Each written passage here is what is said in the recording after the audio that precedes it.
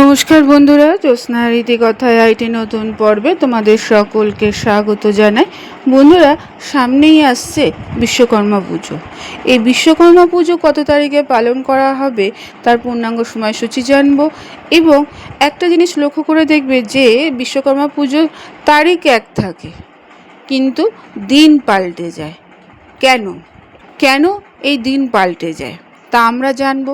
তার পাশাপাশি একটি তথ্য জানবো যে বিশ্বকর্মা পুজোয় কোন তিনটে জিনিস অর্পণ করলে জীবনে এবং ব্যবসায় উন্নতির পথ খুলে যাবে।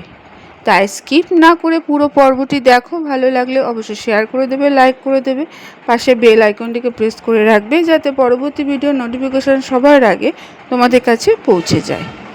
বন্ধুরা, বিশ্বকর্মা পুজো নির্ধারিত হয় সূর্যের গতি নির্ধারণ করে। বিশ্বকর্মা দেবশিল্পী, স্থাপত্য, শিল্প, সৃষ্টি, নির্মাণই তার কাজ। দেবশিল্পী বিশ্বকর্মা বৈদিক দেবতা। সূর্যের রাশি পরিবর্তন করে সিংহ রাশি থেকে কন্যা রাশিতে গমনের দিনে হয় বিশ্বকর্মা পুজো। হিন্দু শাস্ত্র মতে তিথি এবং পুজোর সময় নির্ধারণ করা হয় চন্দ্রের গতির উপর নির্ভর করে। বিশ্বকর্মা পুজো নির্ধারিত হয় সূর্যের গতি নির্ধারণ করে। বিশ্বকর্মা দেবশিল্পী, তাই দেবশিল্পী বিশ্বকর্মা দেবগুরু বৃহস্পতির ভগিনী যোগসিদ্ধা এবং অষ্টম বসু প্রভাসের পুত্র হলেন ইনি। আগামী 31শে ভাদ্র 17 সেপ্টেম্বর বুধবার শ্রী শ্রী বিশ্বকর্মা পুজো।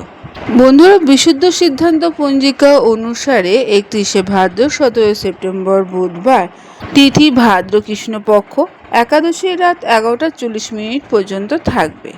অমৃতযোগ সকাল 7টা 4 মধ্যে পুনরায় সকাল 9টা 29 গতে সকাল 11টা 7 মধ্যে থাকবে।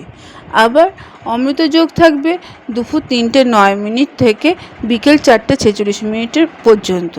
পুনরায় সন্ধ্যে 6টা 22 থেকে রাত 8টা 45 পর্যন্ত অমৃতযোগ থাকবে। পুনরায় আবার রাত 1টা পুনরায় 1টা 30 থেকে উদয়বতী পর্যন্ত অমৃতযোগ থাকবে।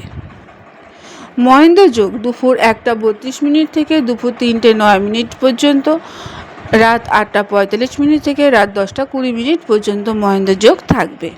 বন্ধুরা, গুপ্ত প্রেস পঞ্জিকা মতে 31শে ভাদ্র 17 সেপ্টেম্বর বুধবার ভাদ্র কৃষ্ণপক্ষ তিথিতে একাদশী রাত 1টা 23 থেকে রাত 1টা 23 পর্যন্ত থাকবে, এবং এই তিথিতে অমৃতযোগ সৃষ্টি সকাল 7টা 3 পর্যন্ত। পুনরায় আবার 9টা 29 থেকে 11টা 6 পর্যন্ত, আবার দুপুর 3টে 10 থেকে বিকেল 4টা 47 পর্যন্ত থাকবে। সন্ধ্যে 6টা 23 থেকে রাত 8টা 35 পর্যন্ত অমৃতযোগ থাকবে, এবং রাত 1টা 29 থেকে সকাল 5টা 26 পর্যন্ত অমৃতযোগ পুনরায় থাকবে।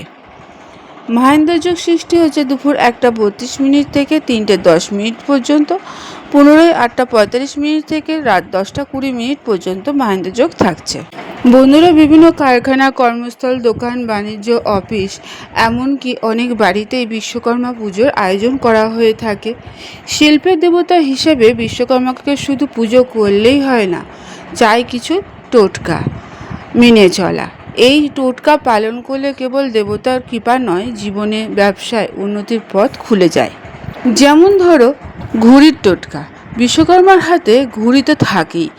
এবার পুজোয় ঠাকুরকে ঘুড়ি দাও, তবে পুজোর শেষে সেই ঘুড়ি ভাসিয়ে দেবে না, বরং ব্যবসার স্থানে রেখে দেবে। এতে বাণিজ্য সমৃদ্ধি আসবে। বিশ্বকর্মাকে সাদা রঙের মিষ্টি নিবেদন করা গুরুত্বপূর্ণ রীতি। বিশেষ করা হয় যে সাদা মিষ্টিতে সন্তুষ্ট হন দেবশিল্পী। পাশাপাশি ঠাকুরকে কাশফুল অর্পণ করো। শরতের দুধ কাশফুল এই সময় পাওয়া যায় সহজেই। এই ফুল ঠাকুরের পছন্দ বলে বিবেচিত করা হয়, তাই বিশ্বকর্মা পুজোর দিন কাশফুল অবশ্যই নিবেদন করবে। তারপরে দেখো, এইগুলো ছাড়াও হলুদ ফুল, হলুদ ফল, বাতাবি লেবু নিবেদন করলে মিলবে আশীর্বাদ। পুজোর দিন সকালে স্নানের সময় পালন করো এই সহজ টোটকা। স্নানের জলে কালো তিল দেবে। এতে জীবনে নানা জটিলতা থেকে মিলবে মুক্তি।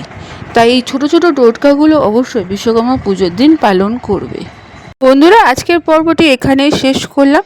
এতক্ষণ আমার ভিডিওটি দেখার জন্য ও শোনার জন্য তোমাদের অসংখ্য ধন্যবাদ।